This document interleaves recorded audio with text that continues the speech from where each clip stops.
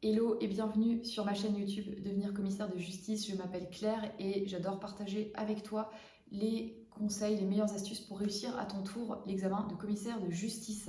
Donc je suis l'auteur du blog devenircommissaire-de-justice.fr. J'avais également créé le blog devenirhuissier.fr, mais j'actualise très souvent mes connaissances, donc je me suis dit je vais ouvrir un nouveau blog, il n'y a pas de souci, sur vraiment précisément le thème de l'examen de commissaire de justice. Bienvenue dans ce défi 30 vidéos en 30 jours.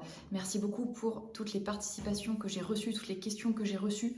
Donc je vais commencer aujourd'hui avec une question qui a été très demandée. C'était des conseils sur les livres recommandés pour réviser.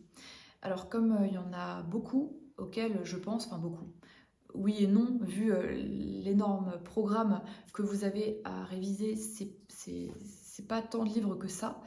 Mais voilà, je vais faire plusieurs vidéos sur ce sujet.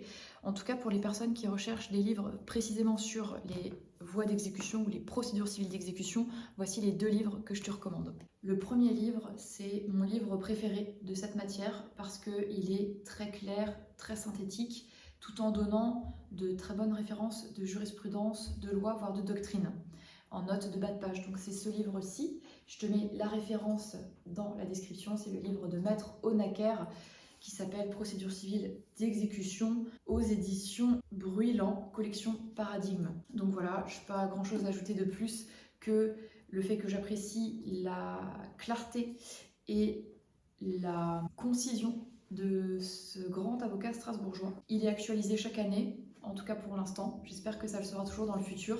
Mais si tu cherches vraiment à comprendre, même en partant de zéro, les voies d'exécution, les procédures civiles d'exécution, ce livre est le tien et je te le recommande vraiment pour le suivre depuis plusieurs années. En particulier, ce que j'apprécie dans ce livre, ce sont les petits encadrés qu'il a préparés pour nous, pour notre compréhension. Par exemple, ici, il va prendre la peine de nous donner des exemples chiffrés lorsqu'une saisie-attribution sur un compte bancaire révèle un résultat positif ou un résultat négatif. Donc comme ça, tu vois exactement qu'est-ce qui se passe à la banque, qu'est-ce qui se passe pour le créancier, qu'est-ce qui se passe pour le débiteur. Un autre encadré va porter, par exemple, sur le concours de saisie. Qu'est-ce qui se passe quand il y a plusieurs saisies simultanées sur un même bien, sur un même objet. Un autre encadré, les notions de droit d'associé et de valeur mobilière. C'est vrai que c'est assez abstrait pour nous, qui ne sommes pas forcément formés au droit des sociétés. Donc il donne plein d'exemples et c'est franchement, ça rend l'épreuve plus claire, on va dire.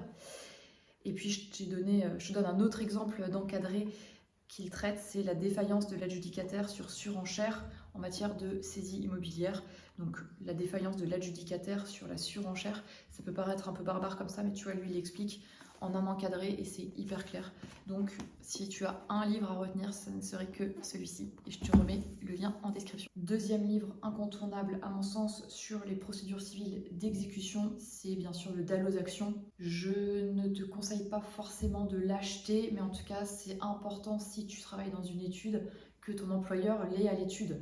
Parce que c'est très important de rester en veille juridique, c'est très important d'aller chercher assez loin dans la théorie, surtout quand on traite des dossiers dont on n'a pas l'habitude ou des dossiers d'avocat. Donc je te recommande vraiment, en tout cas, si ce n'est de l'acheter, mais de l'avoir à proximité. Après, si tu habites dans une grande ville, tu peux tout à fait aller le consulter gratuitement à la faculté de droit, à la bibliothèque de ta faculté de droit. C'est une chose à laquelle on ne pense pas forcément, mais même moi, je vais de temps en temps à la faculté de droit. De mon côté, quand je ne vais pas à la bibliothèque de la faculté de droit, je vais à la bibliothèque nationale universitaire, dont l'accès est payant, mais c'est une somme dérisoire. Enfin, je pense que pour les livres qui sont en accès libre, ça vaut vraiment le coup.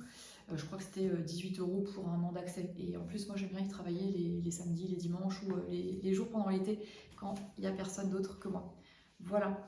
Donc, droit et pratique des voies d'exécution. Donc, c'est vraiment des focus très précis sur des matières. Tu as tous les meilleurs auteurs de procédures civiles d'exécution, tu as des commissaires de justice, tu as des professeurs d'université. Franchement, c'est le meilleur ouvrage. Et de la même manière, il est actualisé tous les 2-3 ans, je dirais, mais c'est quand même une sacrée somme. Par exemple, celui que j'ai entre les mains, je le considère vraiment comme un investissement parce que voilà, moi j'accompagne des personnes pour réussir cet examen, j'écris sur mes blogs, etc. Donc celui-là, il m'a coûté 124 € aux éditions Lefebvre Dalloz.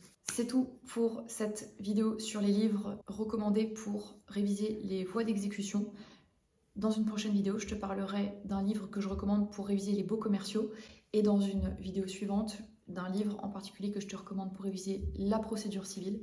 Et enfin, je vais te faire une vidéo pour t'indiquer quel livre je te recommande pour toutes les matières de droit civil et de droit commercial. Merci d'avoir suivi cette vidéo et je te dis à très vite dans la prochaine. Et n'hésite pas à mettre en commentaire les livres que toi tu recommanderais pour réussir. À bientôt!